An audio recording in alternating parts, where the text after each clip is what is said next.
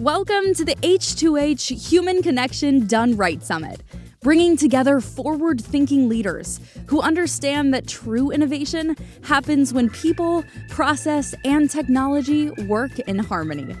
Lean into this refreshing, energizing experience designed to inspire you with a new approach to a timeless principle. Our speakers will offer fresh insights that will challenge perspectives and spark new ideas. Hey. So this is Unshakable, how to lead with perseverance and resilience in times of challenge or change. And this is both for leaders and their teams. So one frame I want to bring up here initially is to remember that life happens for us. Life doesn't happen to us. And I'm not trying to get airy-fairy. This is really getting real with life is happening for us, right? All of our challenges, adversity, our change, everything I've faced, everything you've faced or will face is to help us up level, is to help us grow, is to help us be better and better leaders. So with that, I would encourage you not just to march to the beat of your own drum. You've heard this saying, march to the beat of your own drum. I say, instead of marching to beat your own drum, build your own drum. And see, this phrase is not only about individuality, it's about leadership, it's about resilience, and it's about perseverance in the face of challenges, which life is full of. And they're there for reasons. They're there to push us and help us grow. Every leader and every team faces adversity, change, and uncertainty. It's life. That is life, right? The only constant is change. The key question, though, is how do we respond versus playing victim? How do we respond versus reacting?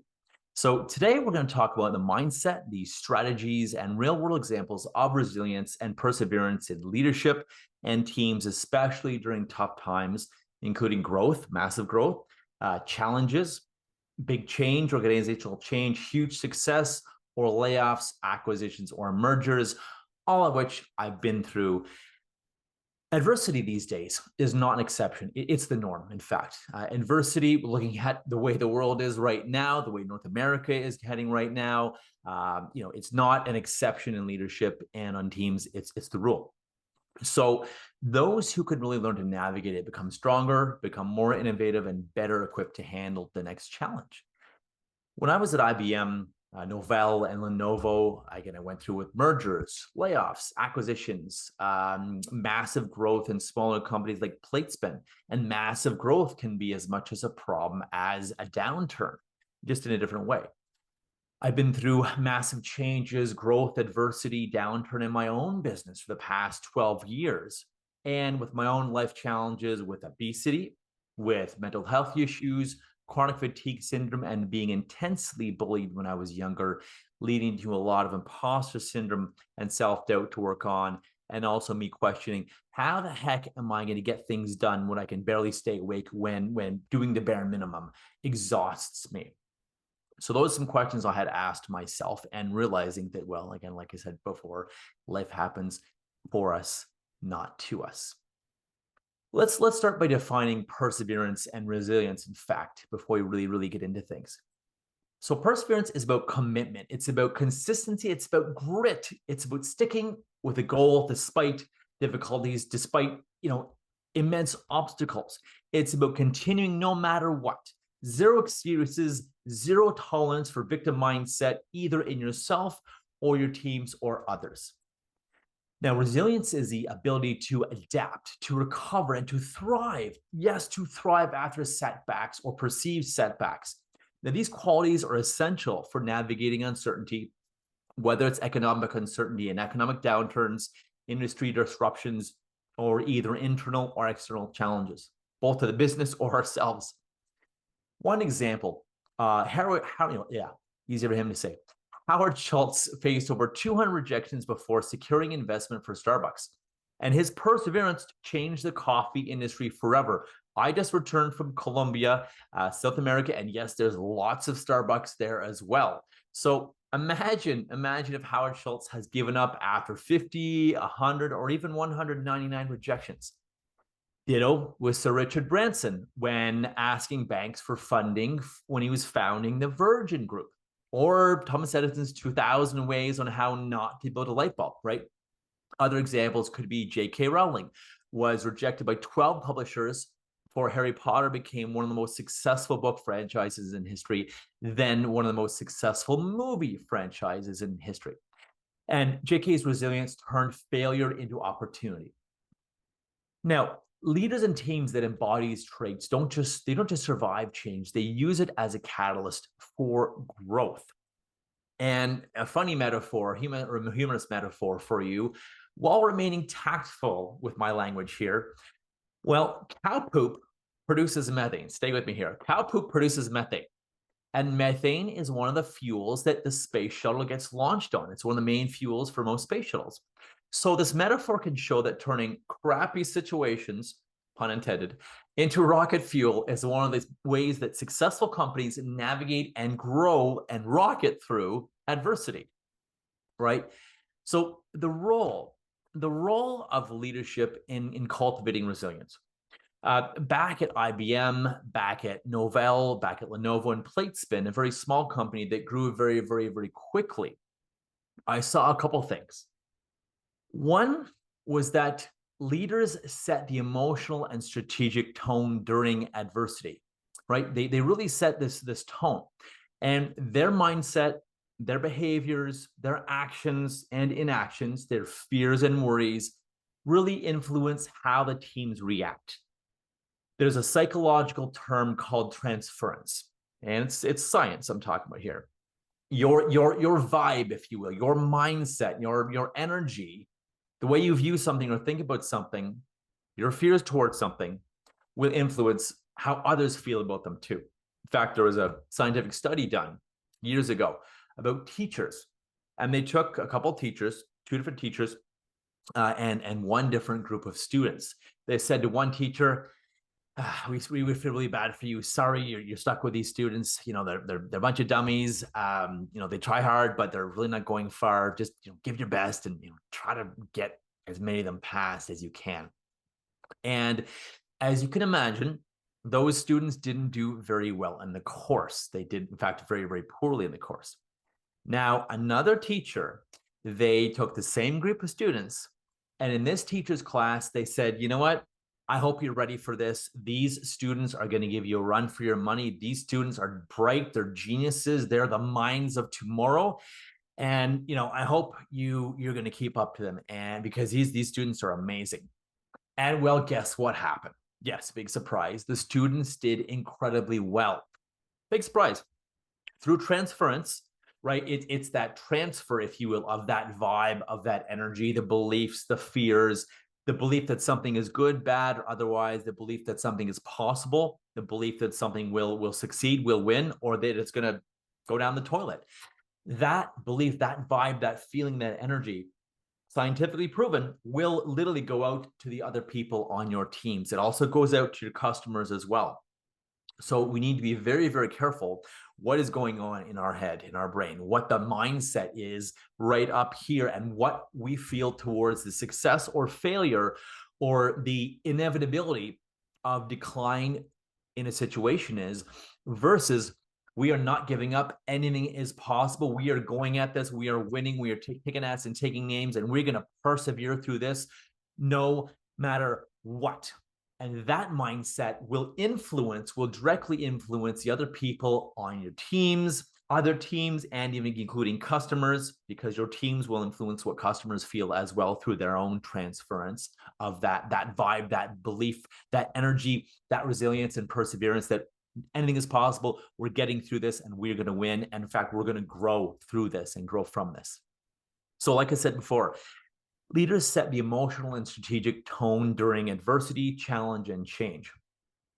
The big important question is your default setting to defend your limitations or expand your possibilities? As the saying goes, ego goeth before the fall. And I have experiences of this myself. I've failed and fallen because of it. And I've seen great leaders fail and fall because of it too.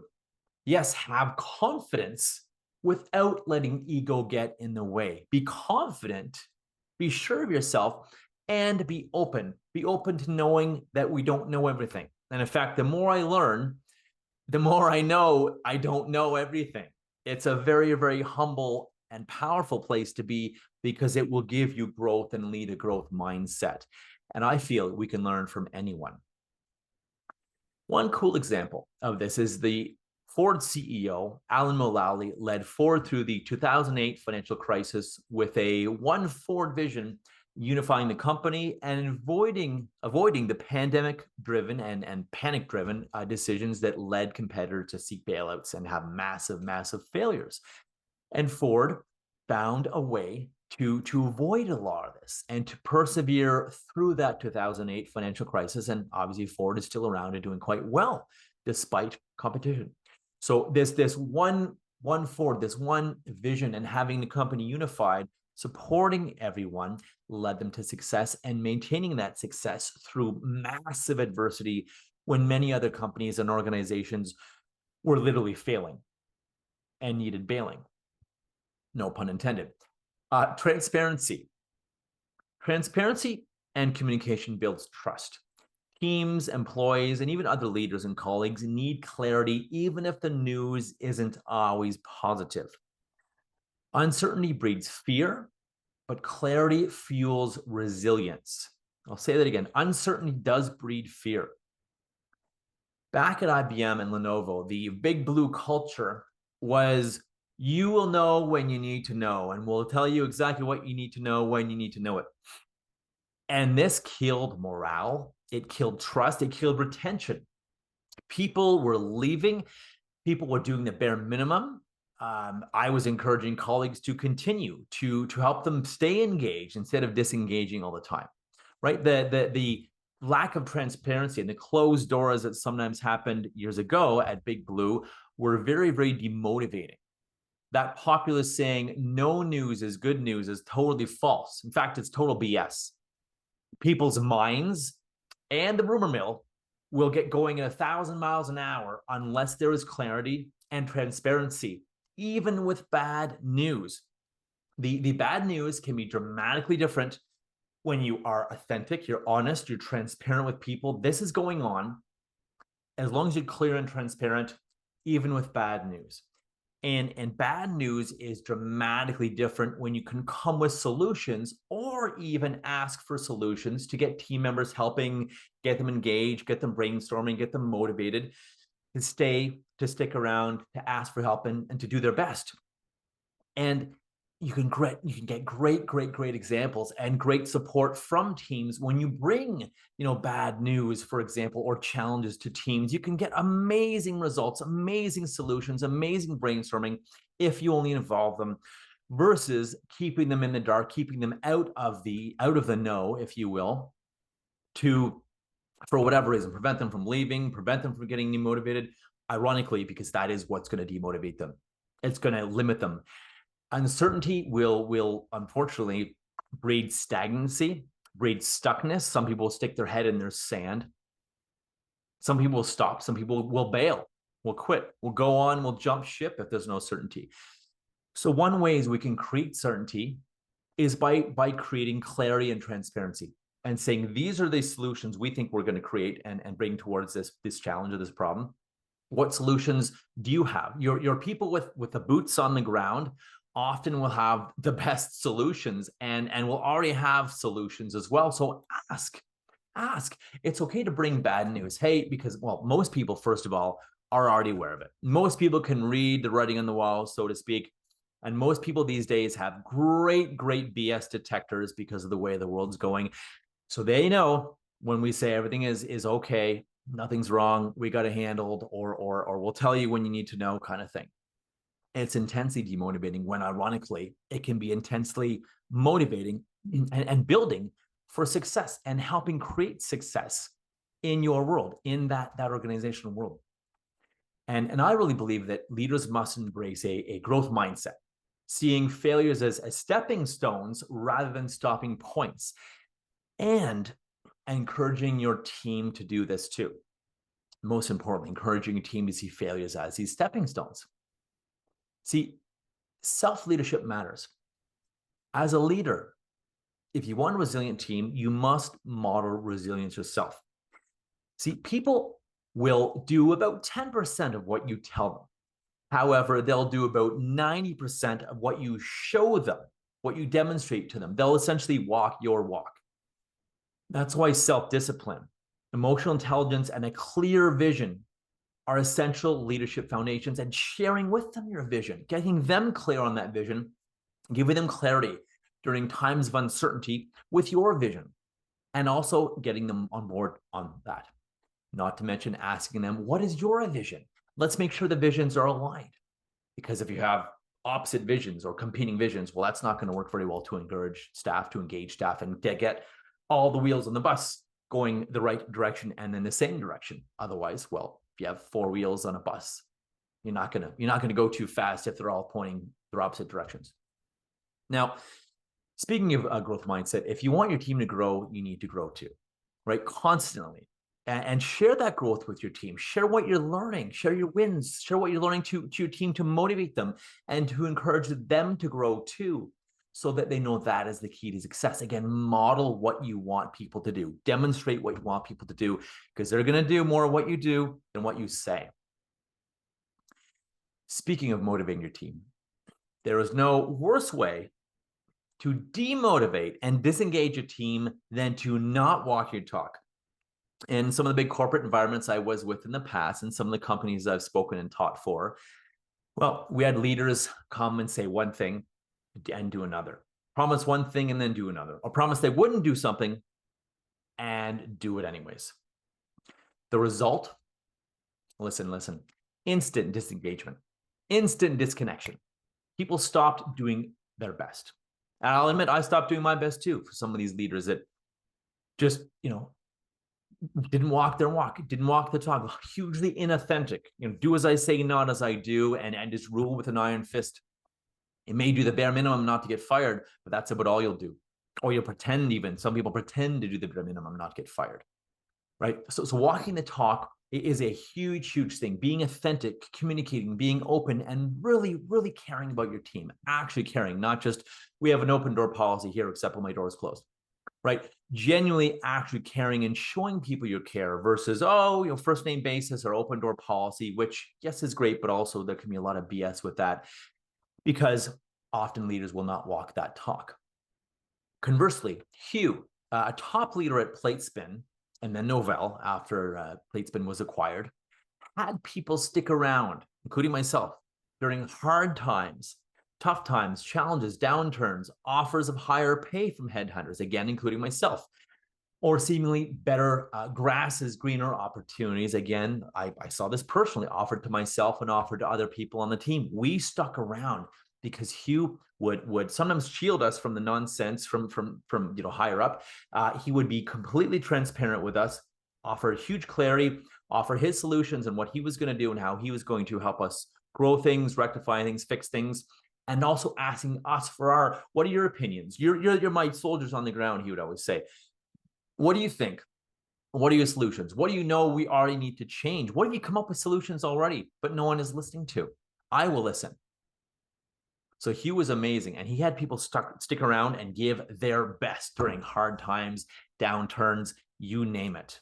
And even times of massive, massive growth as well for that little company, Platespin.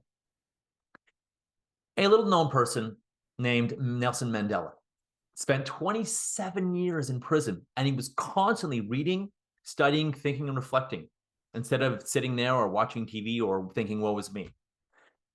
And because of that, he emerged as a leader who unified a divided nation.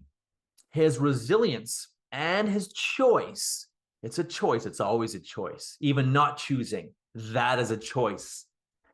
Nelson Mandela's resilience and his choice to grow and persevere through great adversity, be in prison for 27 years. And his triumph, his journey, it wasn't just personal. It shaped history. It reunited South Africa. It's amazing. So being able to persevere through anything and learn and grow through that and take that cow poop and turn that into rocket fuel will turn you and your team into massive leaders. And again, your team will also walk your walk too, so they will do it too. So how do we build a resilient team culture? How do we do this? Well, trust and psychological safety. Teams perform much, much better when they feel safe to share ideas and concerns. Leaders must create an environment where failure is treated as feedback and growth and learning, not as final judgment. Asking, what did you win at today and what did you fail at today is a great thing around the dinner table, around the conference table, and just before someone leave at work or just as they come in the next day in the morning. Now, Google did a lot of research around this, in fact. It was called Project Aristotle. And they did a lot of research around what made teams perform the highest. It wasn't money, it wasn't positions or time off or even threats. It was psychological safety. It was also meaning. It was also clarity, as we've talked about. So in times of uncertainty, leaders need to create certainty and clarity for themselves and their teams. I'll say that again. In times of uncertainty, great leaders, businesses small and large, need to create certainty and clarity from themselves and their teams. Well, also, leaders in times of great challenge and change need to create meaning and impact in their work for themselves and for the work for their teams. In fact, in the book Man's Search for Meaning, Viktor Frankl found during the concentration camps of World War II that it was meaning and purpose that helped people last through the Nazi concentration camps. And it was having people find meaning and purpose through all that crap, again, no pun intended, that allowed people to thrive after the concentration camps and not be riddled with depression or mental health issues. These people actually persevered and thrived after the concentration camps. Those that found meaning and found purpose during their times in the camp, during the hardships in the camps as well. There was an interesting study involving Microsoft and a few other very successful Fortune 500 companies. And they found that by allowing everyone to share opinions, to express doubt and request and give feedback correlated with high performance teams, especially during times of challenge or change or adversity. And not just allowing it, however, facilitating it, requesting it, encouraging it, and even requiring it. Having specific meetings, times, forums, huddles, technology that allows this, perhaps a Slack channel, a collaboration software, or some way to track people's doubts, problems, feedback, solutions, what's not working. Some way to support that, facilitate that, organize it so it can be discussed. It can be uncovered versus having this hidden fears, hidden worries, hidden virus, if you will, hidden demotivators. They exposed, they brought it out. They said, let's talk about it versus trying to hide people's doubts or fears or problems or challenges with the organization, thinking, oh, we don't want people knowing. We don't want to spread this around. Guess what? People know, people have great BS detectors. People read the writing on the wall. So by putting it out there, exposing it is the best way to remove it and resolve it. Now, it's also important to have support systems in order to really build a resilient team culture, right? Support systems are key because the 5 or 10 people you spend the most time with shape your success. And this applies to you. This applies to teams too. So surround yourself with individuals who uplift you, who challenge you, who call your BS, but also ask, hey, are you okay? Do you need to talk? What's going on? I actually care. Let's talk about this, right? People to challenge you, to lift you up, to call you on BS, and to make sure to encourage you forward, to support you through challenge and change and adversity. And make sure to facilitate this on your own teams and provide coaching or even a plan to improve for anyone who doesn't lift the team up. You've all heard the cliche saying that one bad apple can spoil the bunch. And it's true. One victim mindset or someone that operates at a lower frequency, if you will, can bring the entire team down, right? Can bring the entire team down. So if you want to know more, if you'd like to know more, you can reach me, James Robert Elliot, on LinkedIn. You can look at james@unleashyourpower.com, send me an email, or visit me on unleashyourpower.com. If you'd like to know more, you'd like to hear more, I got lots more for you. Session of human connection done right. As we transition to our next expert speaker, remember that together we are redefining the future. To stay engaged and informed, visit revenue-bydesign.com, where together we will be deliberate, be intentional, and be successful.